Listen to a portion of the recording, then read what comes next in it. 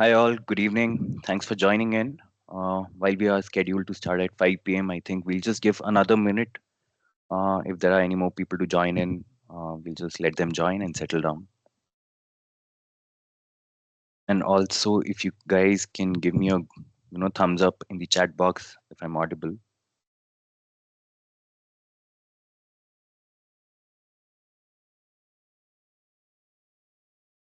Am I audible?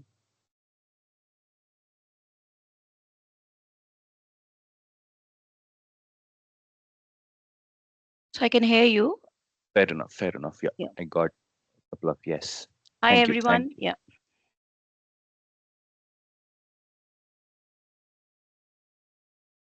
We'll just wait for a minute more, and then we'll start.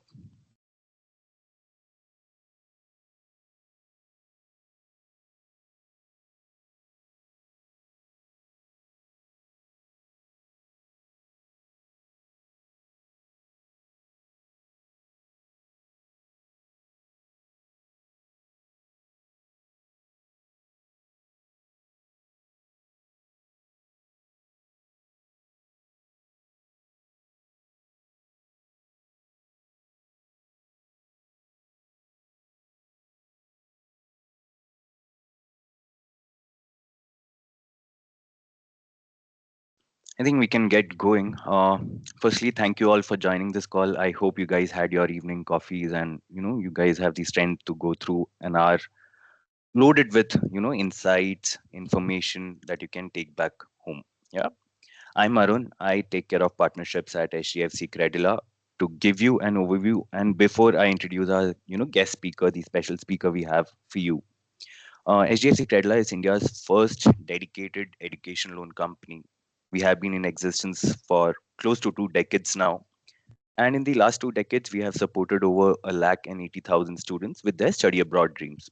So we are financially supported and have played a small part in their successful careers now.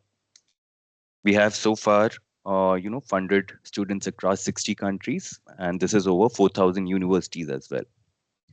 Without taking much time of yours, I'd like to introduce our speaker here for the session as well. So this is the first of many uh, knowledge sessions that HDFC Credila is planning to conduct for our students. So this is around the theme how you can crack eligibility test for study abroad programs. So today we have Ms. Payal Malik. She's a driven and ambitious educator. She's also the founder of Aspire Global Education, a one-stop solution catering to all your study abroad requirements. Till date, she has coached more than 10,000 students and is also an enthusiastic writer. So she has written a well-known book that is the perfect guide to IELTS writing and speaking band 8 plus. I hope you you ask as many questions as possible to her in today's session. She'll definitely be briefing you about what the entire study abroad overview is like and how you can crack certain exams that are associated with it. Over to you, Miss Pyle. So thank you so much, Arun, for your kind words and for your introduction about me. So hi, good evening, everyone. So as Arun said, I hope you've had all your coffee and you have the energy to bear with us for another 1 hour. It's going to be a brainstorming session, and I am expecting a lot of queries from you. Not to take a lot of time, before we go on with the presentation, this entire study abroad webinar is on giving you a lot of clarity on a goal that you're looking at for your higher studies, either for bachelor's or master's.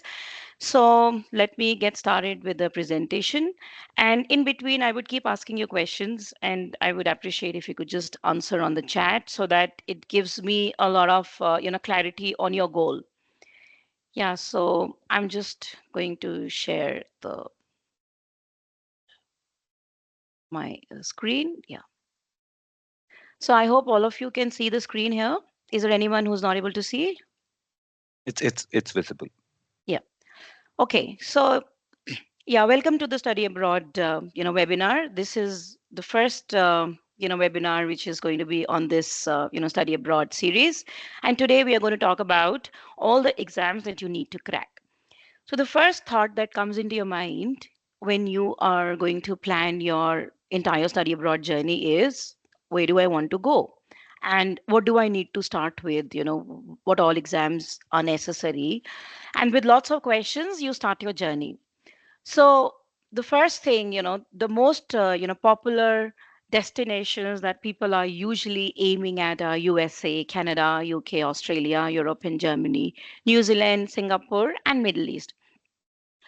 Now, when you decide your study abroad destination, the first thing that comes into your mind, and that's what we always ask our students as well, that what is your goal of going abroad? If you're going to study there, you want to settle there, then you should probably look at countries which are going to give you, permanent residency. And these are the popular countries that people are looking at. So I would like to know from you that which country are you looking at? Do you have some clarity on your goal? Which country are you looking at? Do you want to write on the chat? Do you have some clarity? Because that's very important. The goal should be very clear so that you can easily, carve the path that you should go to. I think maximum is for US, then we got UK as well. Srushti is going for UK. Got Okay. Swara, Grishma for US. I think more people are typing in. Yeah. US and UK are the preferred So destinations US and apparently. UK are the Uh, preferred destination that people are going for. Okay, now let's in this webinar we're going to cover all these areas. Let me just give you a quick overview. The first important thing is, why do people want to study abroad? And then how can you study abroad? How can you start that process? Then a brief on how the admission process works. What are the exams that you need to crack? The challenges you faced in these exams, and why do you want to choose Aspire Global Education as your training partner? So when you start, in fact, all of us know that before COVID, the number of people on an average who would go, in fact, for study abroad were about 5 lakhs. Then during COVID, because of a lot of restrictions on international travel and a lot of uncertainty that prevailed, the numbers fell down to 2.5 lakhs. But after COVID, there's no looking back. The numbers are increasing exponentially. In fact, in 2023, last year, the numbers were almost 13 lakh students. And by next year, they are forecast, it is actually predicted to be 2 million, which is around 20 lakh students. So why do you think? Are you looking to go abroad? Are you clear about that goal, why you want to go abroad? That's very important. The first thing is global education. All of us want international exposure. When you, go for your studies, you have people from different nationalities in the same classroom. You get, that cross-cultural exposure, which is very rich. Then the second is, you have limited, top-notch institutes in India, especially for masters. So, and India has 1 billion population. So definitely there are people of all caliber and all requirements. So, study abroad is a very attractive option for many. The most important thing out here is academic excellence. It's updated curriculum. In India, as you know, we really need to focus a lot on the theory. So there's a lot of theoretical study, but abroad there's a lot of practical learning. You learn a lot of things through research, through case studies. Then you work with closely with the industry. Then all the latest technologies are being updated.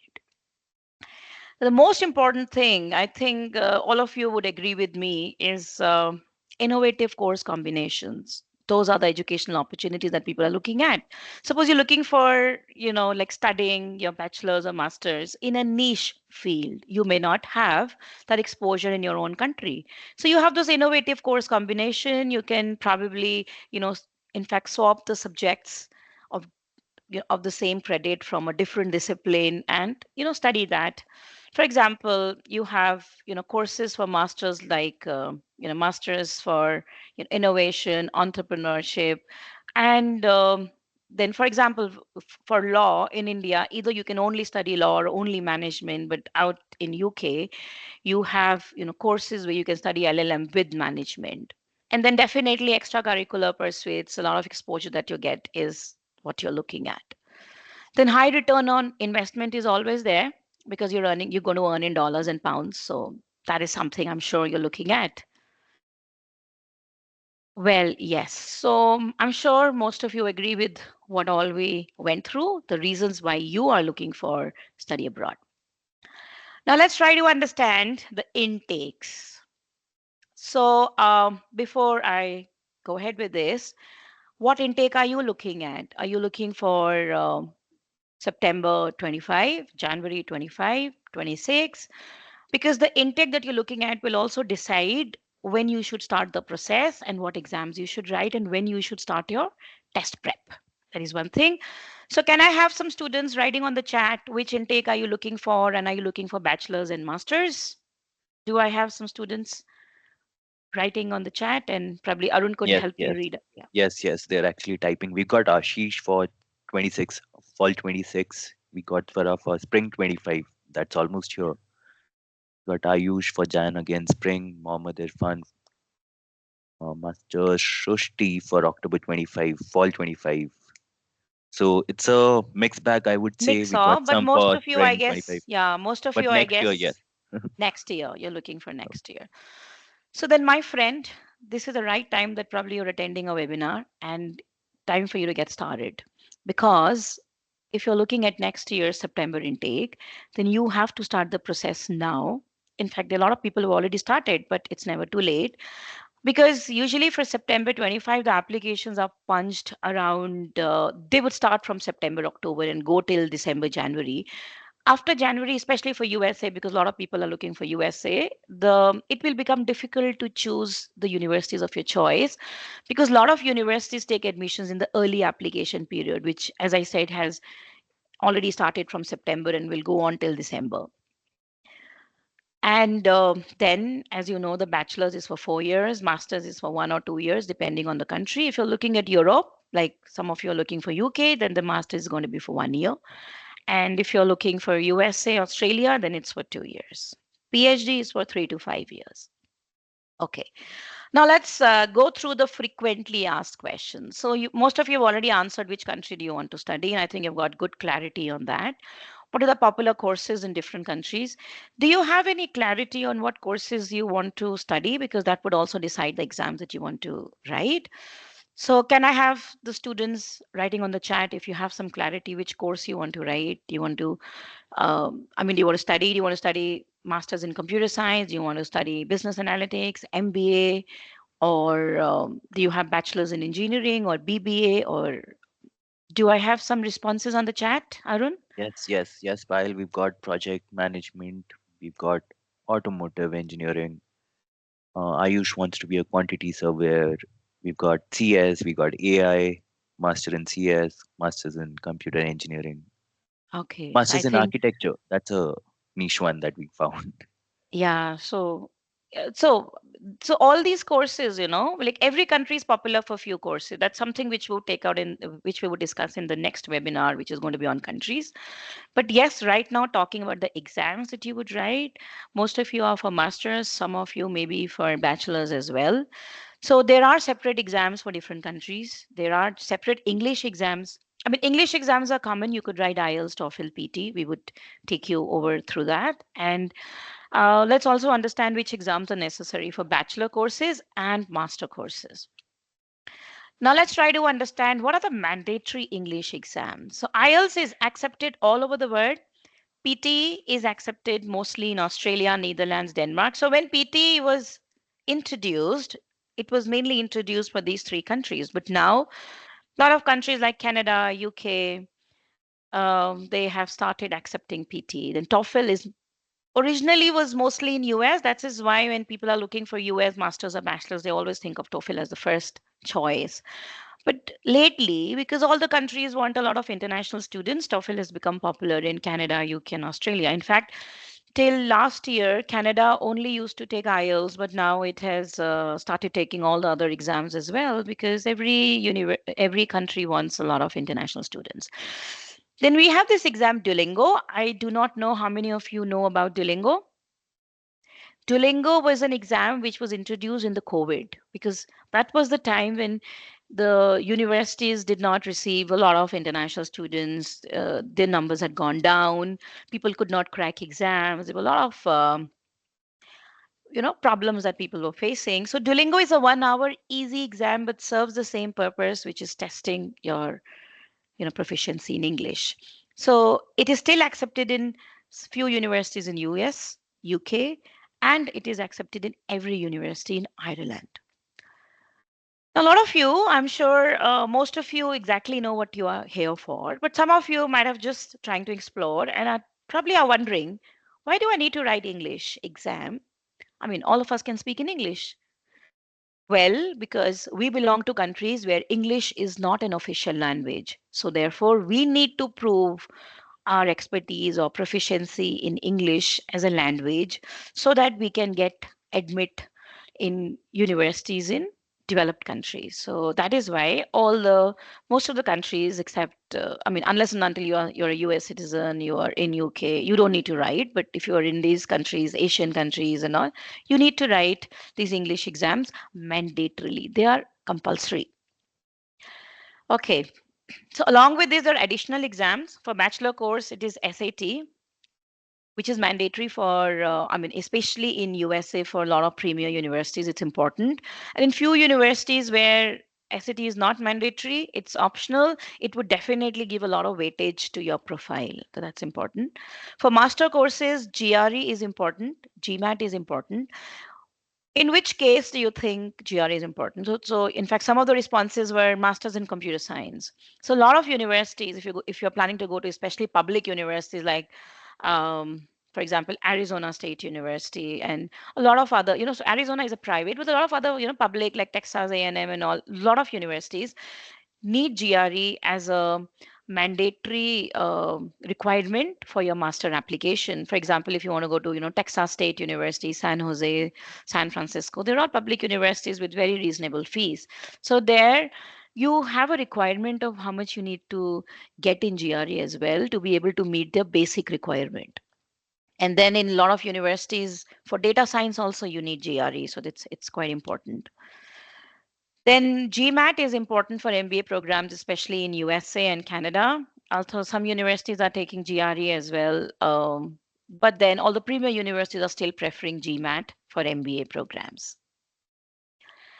Now let's try to understand. So any doubt, anyone wants to raise their hand on any kind of doubt they have on the requirements that all the exams that are, other which are necessary for study abroad. So is there anyone who's raising their hand? Any doubt that you can type on the chat and I'm here to, you know, clarify. Looks like it's all clear till now. Let's take an overview on different exams that we need to write. So the first is IELTS. That's the most important exam. Let's have an overview. In fact, IELTS is one of the oldest exams. It's accepted in all the countries. So the four modules which are important are listening, reading, writing, and you have speaking. And a speaking slot is allocated just a week before you get all your venue details and all. Now a lot of people have this question in their mind: is IELTS offline or online? So initially about 3-4 years back, maybe more, IELTS was only offline, paper based.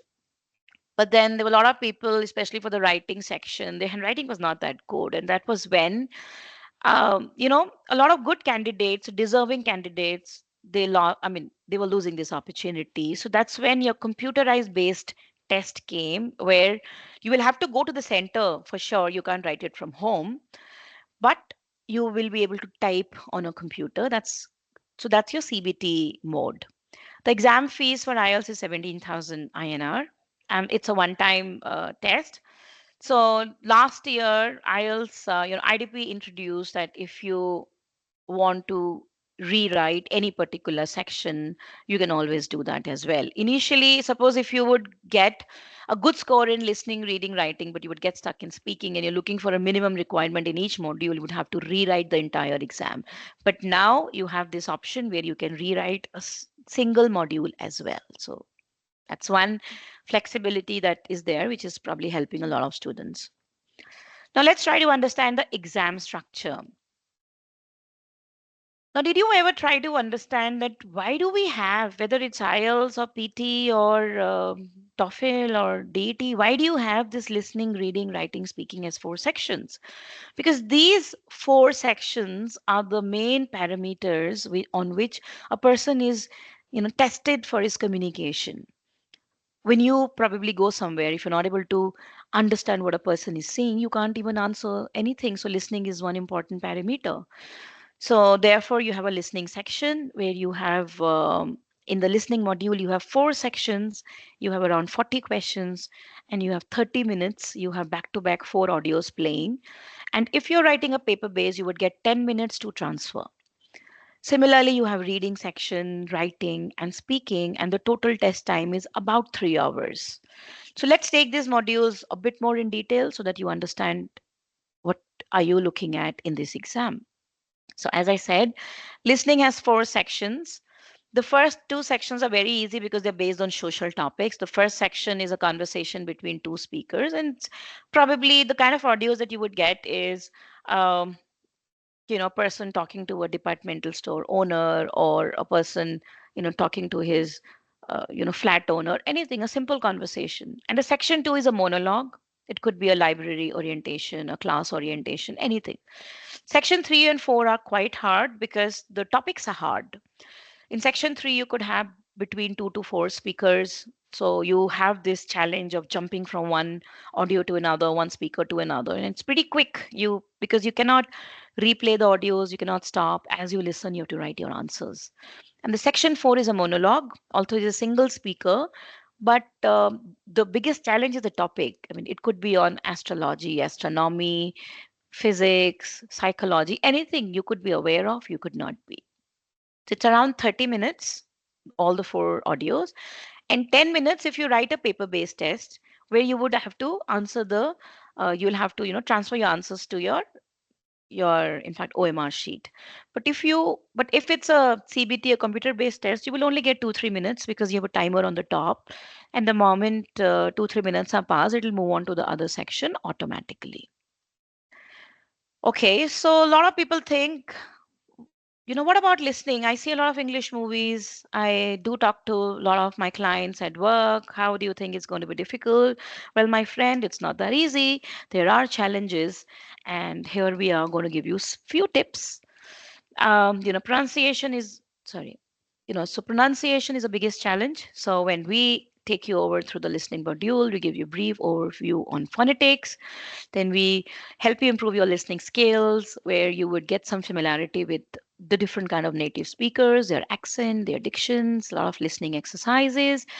And then the content is very important. Even if you know the answer, but if you make spelling mistakes, you would get zero. So note taking is an important activity which we train you on. Definitely. You get indirect questions. If you get direct questions, I'm sure none of you would be attending a webinar or would be taking a training because you would just crack it easily, but it's not so easy. They do try to paraphrase the questions and they try to make it a little tricky for you to answer. Now, the next is reading. Now, this is one module where a lot of people get stuck, and you have academic reading for people who are writing for, study abroad. Then you have general reading for people who are writing IELTS for migration. The time is same. It's for 60 minutes. There are three sections roughly and about 40 questions. The challenges that you face in reading, especially academic reading, is the kind of topics that you have. So you have long passages for general reading, and for academic reading, you have a lot of technical passages. So definitely, if you're a doctor and you get a passage on something on medicine, you'll be very comfortable. But if you don't know the topic, you'll probably find it very hard. Then time management is very important because you only get 60 minutes to answer, to read the question, answer them, and note the answers in the OMR sheet if needed. Then you have grammar. Then it's very important for your in-depth basic grammar sessions are being taken in the class. Then, sentence structure lessons, everything is being taken up. Then vocabulary plays a very important role. Identifying the traps set by the examiner to confuse you is very, very important. And that would help you enhance your accuracy rate. And yeah.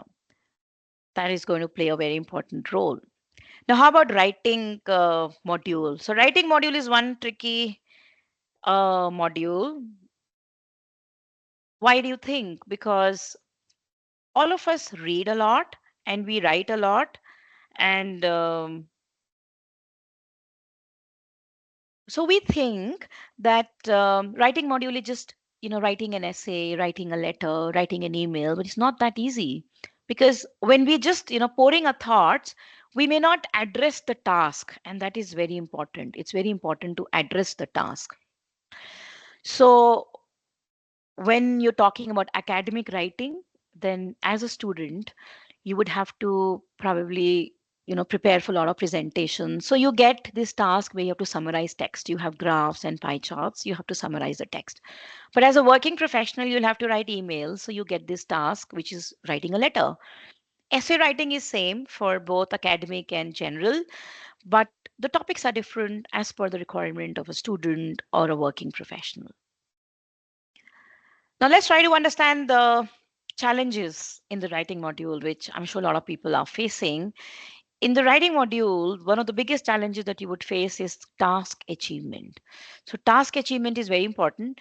When you read the topic, a lot of people just read it in haste and just pick up and just start writing. And when examiner, when you read the essay, it looks like you're reading a poem or you're reading a normal article, but you're not addressing the task which is asked. So it gets a lot tricky. So you really need a lot of evaluations to understand whether you're on the right path.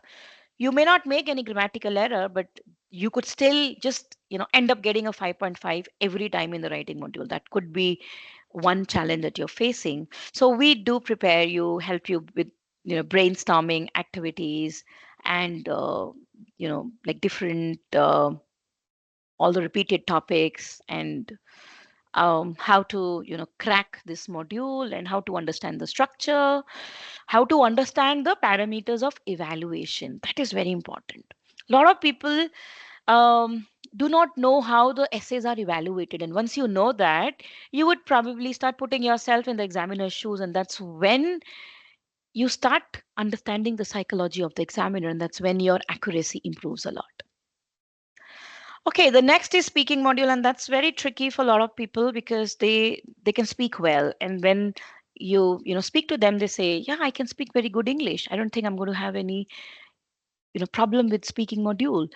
But my friend, it's not only about speaking endlessly and fluently; it's about speaking the right thing. That is very important.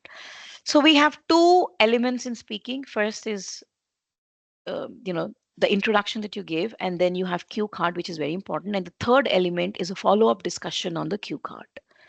So cue card looks like this.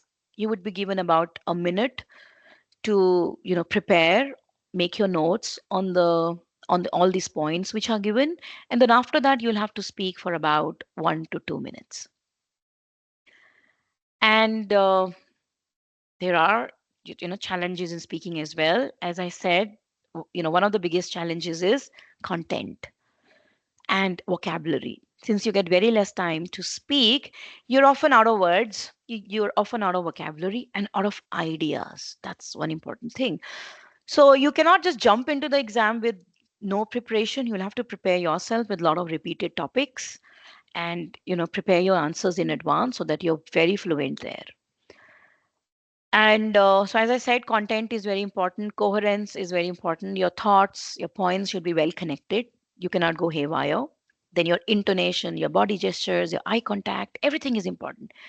And time management is important in all the modules, because it's all about finishing your task in a time frame. And that's where a lot of us lack. Okay, so I hope you got a good overview on IELTS, which is one of the most popular exams written for academic and general purpose both. So as I introduced, that PT academic is also very popular, and in countries like Australia, Netherlands, Denmark, it is very, it is always taken. In other countries also, it's very popular. All these English exams will have these four modules: speaking, writing, reading, listening, but the the question types that are being covered in these modules would vary depending on the exam. So here also We have speaking, writing, reading, listening, and you get a 10 minutes break between reading and listening. It's a 2 hour, 15 minutes exam. And the mode is online. It's a computer. Just Yeah. 1 second, Pyle. Sorry to interrupt. I think Yeah. Yeah. we have someone with a query. Someone Yeah. has Yeah. raised Please. their. Just a second. Girdari Lal, do you have a Yeah. question for the speaker?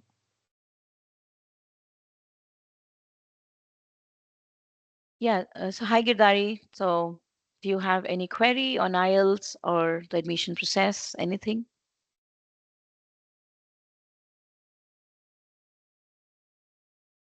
Okay. Is he on mute, Arun? Can you check that? Yeah, Girdari, I think you're on mute. You can unmute yourself now and ask the query. Hello. Yeah, Yeah. Hi, yeah, Girdari. Girdari. Yeah. Actually, ma'am, I want to ask you something about that Yeah. reading part. But academic or general different or both are same? No. So, here. Yeah. Yeah. So, yeah, you can so you can mute yourself. Yeah. So in the academic reading and general reading is a little hard. I mean, it's a little different. For general reading, you have long passages, but the kind of topics that are being picked up for general reading for the migration purpose are more social in nature, because as a working professional you're probably going to come across different kind of daily situations. It could be, I mean, as easy as, why do you want to go to Canada, for example. But as a student, you'll have to read a lot. As a student, you'll have to read journals, you'll have to read a lot of books. So the kind of topics that you have for academic are more technical, and that makes it a little bit tricky because you're not always well versed with different kind of technical topics. As a if you're a doctor, then you're very well versed with any topic on medicine, but if you're an engineer, you may not have any clue about that. So when you read it, you may find it a little hard to understand the meaning of different terminologies, and you might just end up rereading it. So that is why it gets a little tricky. The familiarity of the topic is one challenge in academic reading because they're technical topics. So I hope I could answer your question. Yeah. Okay, so let's go ahead with this PT academic. Yeah, so PT academic, this mode is completely online. It's a computer-based test, and as I said, it was initially started for Australia, Netherlands, Denmark.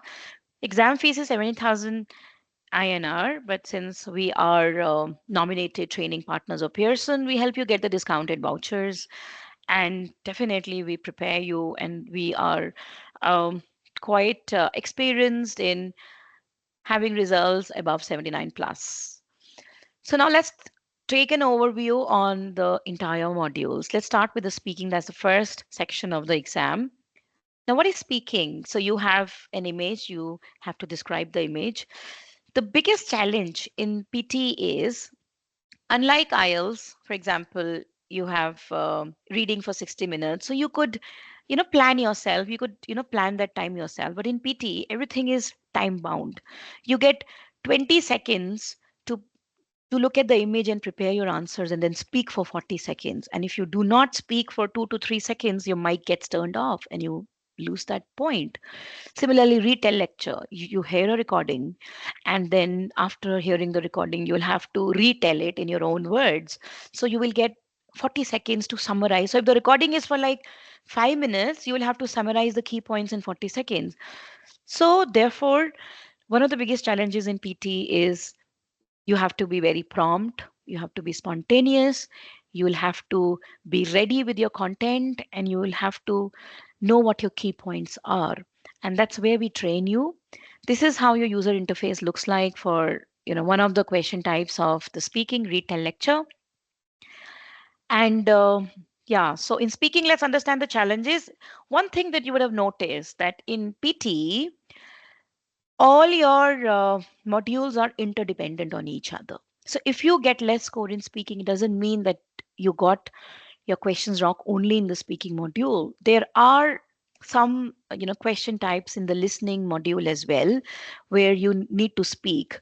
So they're all interdependent on each other. Your final scoring would depend on how you are scoring in these different question types. So how we are going to help you to beat those challenges of that time frame that you have is we would help you with your customized templates where you have 80% vocabulary ready with you. Then we have automatic scoring, which is AI. Then we would teach you on brainstorming and definitely how to maintain your pace. And then there are lots of practice lessons. It's a very, very structured approach. Now let's try to understand PT academic writing. So you have two tasks in it, unlike IELTS. You have summarized written text and you have write essay. So here you have some text with you, and that text is going to be a little long, but you will have to summarize, find the key points, write it in your own words within 10 minutes. And you have an essay, and you have to write that essay within 200 to 300 words as well. So one of the biggest challenges that you would face in this PT exam would, you have a lot of information and you'll have to filter the important information and give it in a minimum, or maybe a time frame that you have. 1 second, I think there's somebody who's joined. Okay. Yeah, yeah, I've I had it. I've Yeah. had it. So I think somebody is waiting in the lobby. Did you Yes, yes, done. Yeah, yeah, That's done.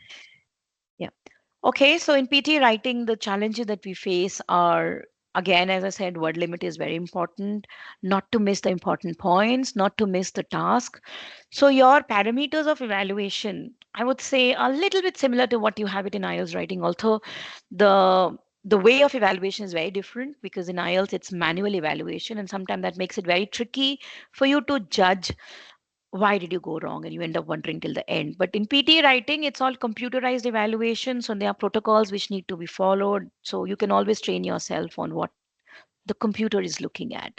So we're going to train you on all the vocabulary lessons, brainstorming points, giving you practice on different topics. Then collocations is very important, because when computer is going to check your essay, vocabulary is going to play a very important role. So we would help you with a lot of essay templates as well. That would save your time, where you would have about 50 to 60% ready vocabulary, and you just have to fill in the templates with your answers. That's how your essay writing description looks like. This is how your interface looks like when you're writing the exam. Now let's try to understand reading. PT reading, how different is it from IELTS reading? IELTS reading is very different. You read the essays, answer the questions. Your question types are different, but the only question format is reading passages. But in PT reading, you have multiple question types. So getting familiar with this question type, it becomes a little challenging at times. Example, you have multiple choice. You have jumbled, paragraph. You have lines in random sequence, and you will have to arrange them correctly. Then you fill in the blanks, your passages, your multiple question types to get trained on. And you're being tested on different um, your parameters like vocabulary, your grammar, etc. So how are we going to help you? Time management is very important. Time management is actually going to play a role in every competitive exam. So when you're doing your practice sessions, my friends, you should always keep a timer with you, because this is often an issue with a lot of students. When they're practicing back home, they have all the time on the earth for them. But the moment we put a timer, their brain freezes, and that is why they're not able to give their best in the exam. So we're going to help you with a lot of repeated questions to improve your time management skills, in-depth grammar sessions, then collocations that would help you improve your vocabulary, etc. Right. So now let's come to the last section of PT Academic, which is listening.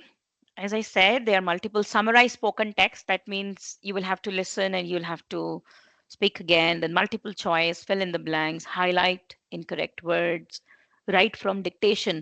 So write from dictation, or it's like you have to listen and to write. That means you're also going to be tested on your writing skills in the listening module, because if you write as you are listening to it, if you make some grammatical or spelling mistake, you're going to lose points. That's why I said in PT all the modules are interdependent to each other.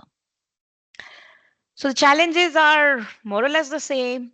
You need to understand how to skim your keywords, how to brainstorm. We're going to help you with templates, various exercises to improve your understanding, your listening skills, to understand various accents, dictions.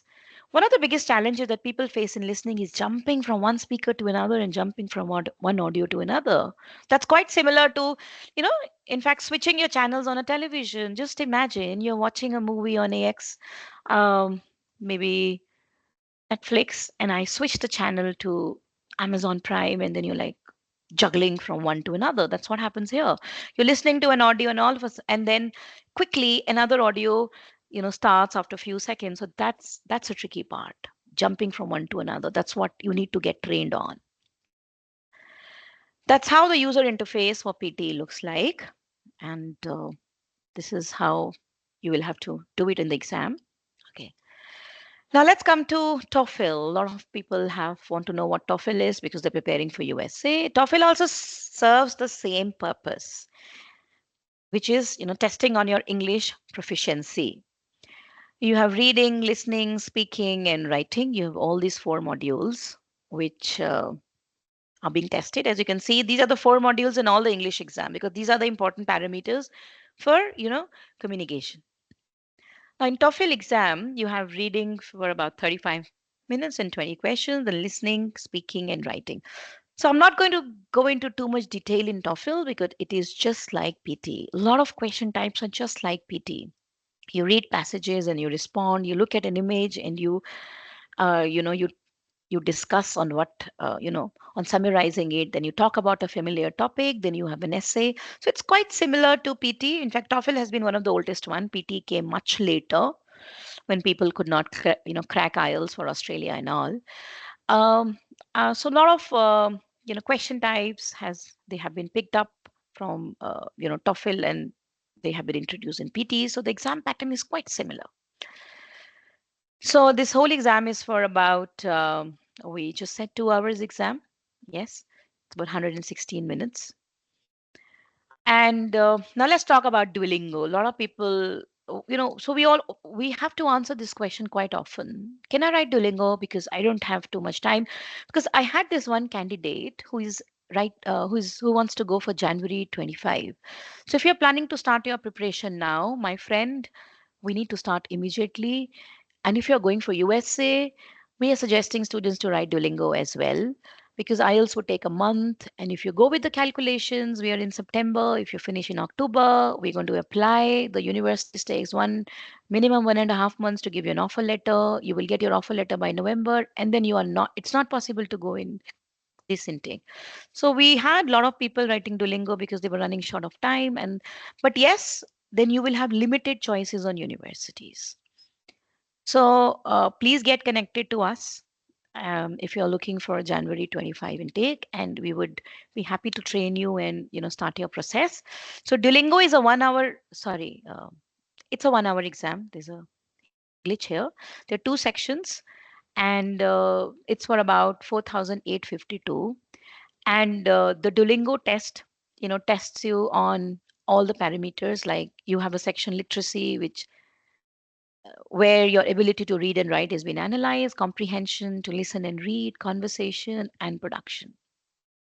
It's quite easy in comparison to other exams. But yes, it limits your options with universities in countries like USA and UK for sure. Because once COVID was gone, since last year, a lot of universities have come back to IELTS. They don't want Duolingo anymore, but some of them are still doing it. So it's mainly for USA and Ireland as well. Ireland, practically every university is taking Duolingo, and we do train for Duolingo as well. And there's no limit to how many times you want to write. Within a month, you cannot attempt more than 3 times. And there are two ways to take the DET. Either you can purchase one test, or you can take a test bundle where you can take two tests within a short break. There are multiple challenges in Duolingo which people face while writing because it's a home edition exam. You have to make sure there is pin drop silence. I've had a lot of students writing Duolingo and coming back to me that my exam is not scored. Because you get a report like your exam was not was not scored because there was some disturbance. So you have to have that pin drop silence, and you can always write the second test and take and submit the best of two. Okay, so now let's talk about the additional exams that you need to write with the IELTS, PT, TOEFL, DET, all these English exams. So if you're preparing for bachelor's, I don't know how many of you are here for bachelor's. We have SAT, which is mandatory, especially in USA.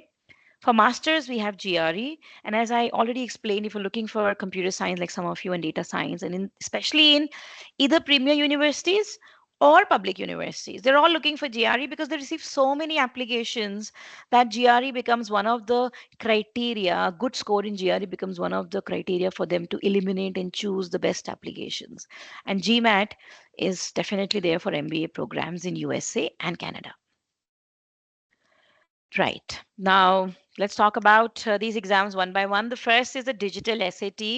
Initially, it was, I mean, the full form of SAT was Scholastic Aptitude Test. Now it is named as, Scholastic Assessment Test with this digital SAT coming in, function. So there are definitely a lot of differences between the paper-based test, which happened earlier, than the digital SAT. The duration has decreased, but it is now more computer adaptive. It's online exam. It is conducted by College Board, as we know, and it is primarily for universities in USA. But then there are people, if they're looking for bachelor courses in UK and all, so I would say it's optional. But in some universities in Australia, yes, they want it they have it as one of the eligibility criteria. So, so we always suggest students to write SAT because they are not very sure in the beginning when they start the process which country they want. So if they've written an SAT exam, it's easy to submit the scores.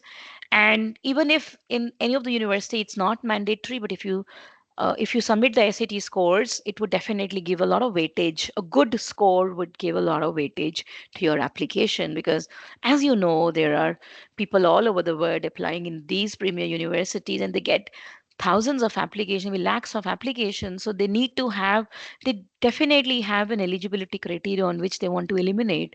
So it becomes one of the ways that gives weightage to your application as well. So SAT exam is 2 hours 14 minutes with an additional 10 minutes break, and there are no negative marking for wrong and unattempted questions. So don't worry, my friend, you could attempt the questions. And the fees for the exam is around 10,000 rupees in India, which is around 68 USD for registration and regional fees and GST around 10,000. Okay, so what is the exam format? You have verbal, which is a reading and writing, then you have maths, and the total you're being scored on 1600, which is 800. Which is 800 for English and 800 for maths.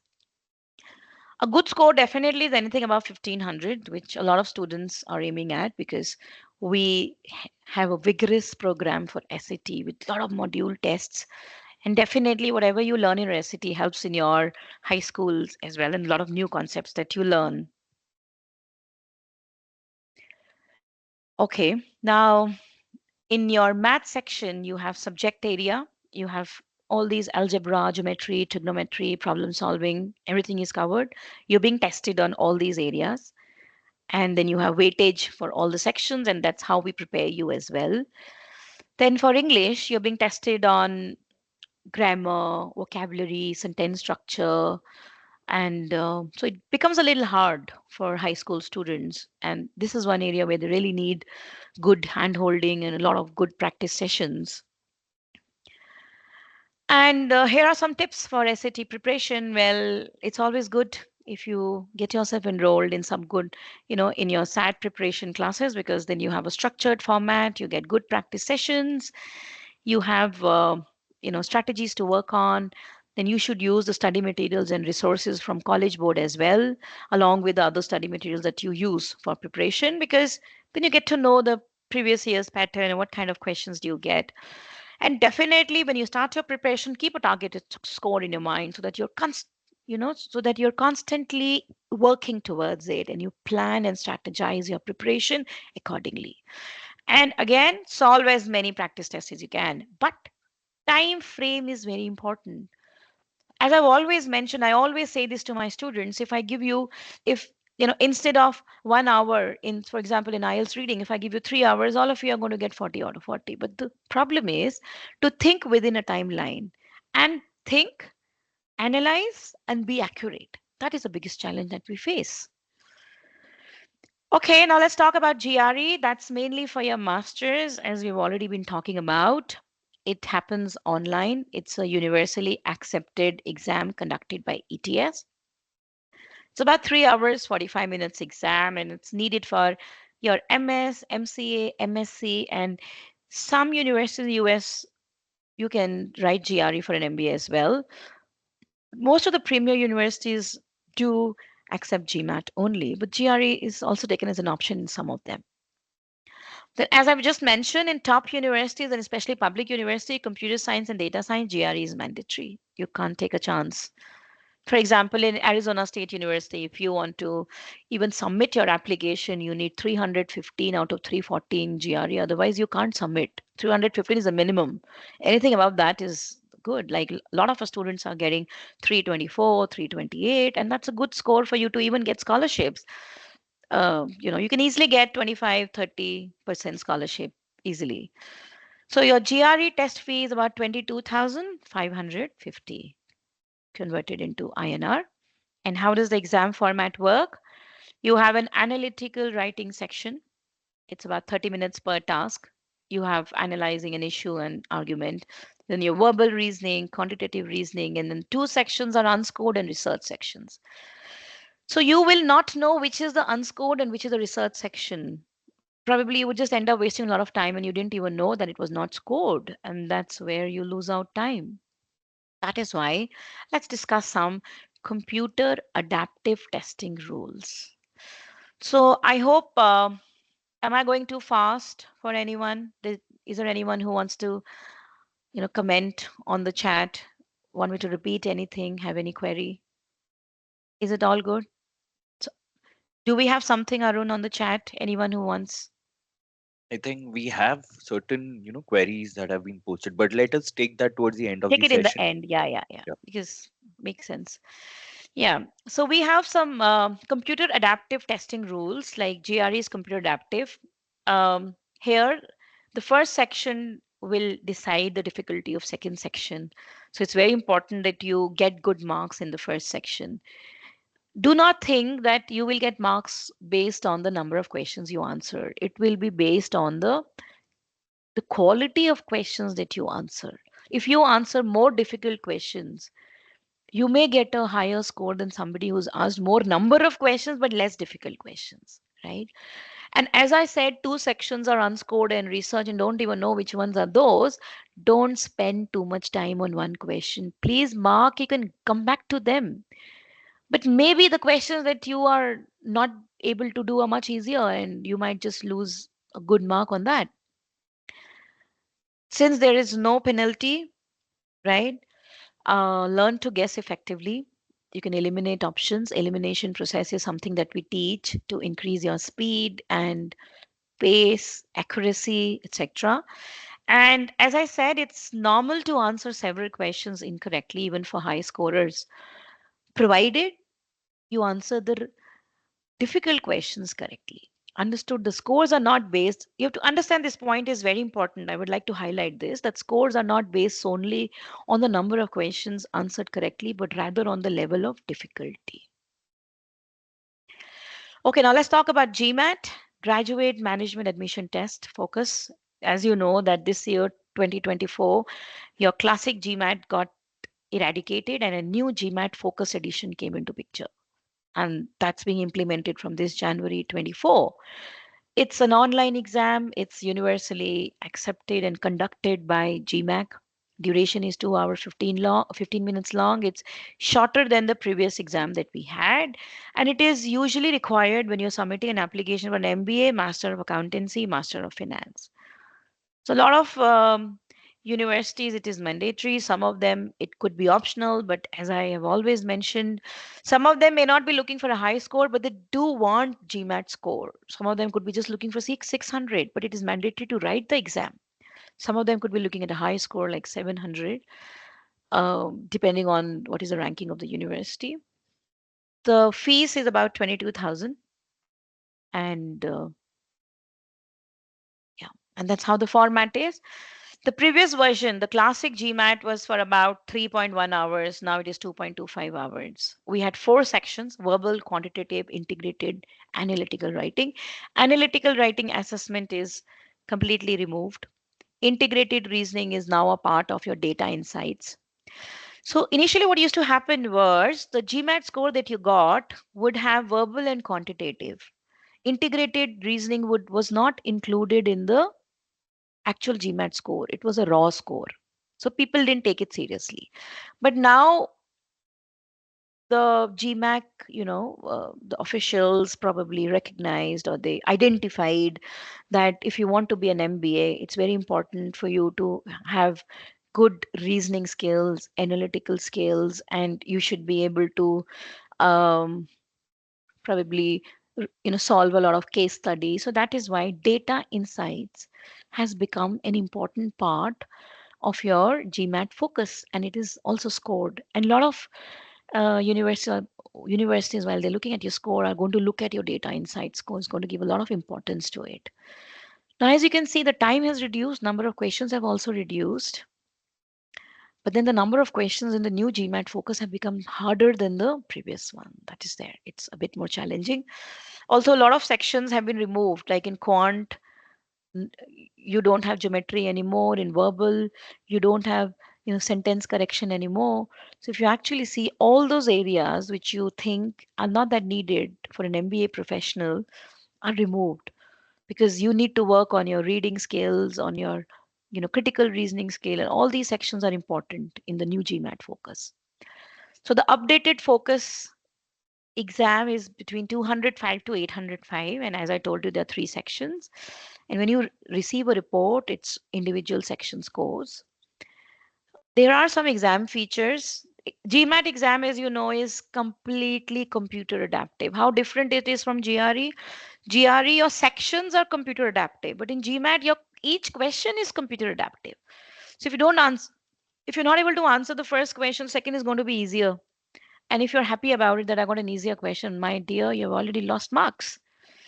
So you have to try your best that you are accurate in the first few questions so that you keep getting harder ones, and that keeps increasing your score. It's very, very important on how you attempt the questions and how you perform in the first initial part of the exam. That will decide your overall score. So in the new GMAT focus, you have this facility of question review and edit, where as you move through this section, you can bookmark the question. You can mark as many questions as you want, but you can only edit up to three. You can also answer the three sections in any order. You can pick up verbal first, maybe quantitative later, anyways, as you want. So I think you had a good glimpse over all the exams that we need, and I hope it was useful. Now, let me share with you how we are going to help you as a training partner. We have a structured curriculum. We make sure that all your basic fundamentals are also covered. Like, there are a lot of people who want to write GRE and GMAT or even SAT who said that I left quant in my class 10th and I'm not in touch with it. Do not worry. We cover all the basic fundamentals, then gradually adapting to varied difficulty levels. We would do the hand holding, make sure that within no time you'll be able to reach up to a certain level. And gauging the caliber of the students, we arrange a lot of individual sessions to make sure that the student is able to cope up. So there's a lot of flexibility that goes with it. Consistent evaluations are there. Then all the strategies are being taught. Then there is, coherence in the entire, structure, the evaluation patterns. It's all result driven, right? And time management is going to give a lot of importance. We would focus a lot on explaining you the evaluation patterns, how to avoid the traps, identifying the challenges in advance, adhering to the timelines, and how to strategize the exam. So as I think, one of the points that we've, covered initially, is it's not necessary for a high scorer to get all the questions correct, which means that you need to strategize the exam. And that's where we, come into picture and play a very pivotal role. Okay, so Aspire Global is going to help you in the entire various stages of application process, end-to-end process from shortlisting, the entire test prep, building applications, interview, visa processing, etc. And remember, you cannot change your GPA and academic, performance when you decide, because that's already you have. If you're, preparing for bachelor's, you can't change your percentages in 10th, 11th, 12th. If you've already done it, you can't do much of your profile if you have less time. The best that you can do is to score good in all these competitive exams, to make your profile stronger, select the right colleges to apply, position yourself well, avoid the mistakes, and start early to be in early application period. So please, I have my email ID here, we have our numbers here, you can contact us, and we'd be happy to uh, in fact, kickstart your study abroad journey and help you with all the trainings that you need. And yeah, so that's all about it. Yeah. So Thank you. we would Yeah, have an open forum for yeah, yeah. yeah, We actually do have a couple of questions. So thank you, Ms. question. Payal, for that very informative session. I think it was loaded with insights, loaded with details for everyone, and this is something that will help them ace their exams. Yeah, I'll quickly take up the questions that are there. So Girdari asked, how many days before do we need to fill exam registration form? Ideally, what is the typical timeline like? So so Gidari, are you yeah, Mr. Gidari, are you talking about IELTS? Any exam that you need to write, you need to look for the slots almost like at least 15 to 20 days before, because you would want a preferred slot and you would have to see the availability of the slots as well. So 15 to 20 days before is good. And then it depends on, suppose if you're looking for IELTS paper based, then there are only two slots in a month. So you need to probably book your slot, say a month before if you need your preferred slot. But yes, 15-20 days is good. It depends on when you started your preparation as well. Once you know you're fully prepared, then maybe a week, 10 days down the line, you can always book your slot. I hope that answers you.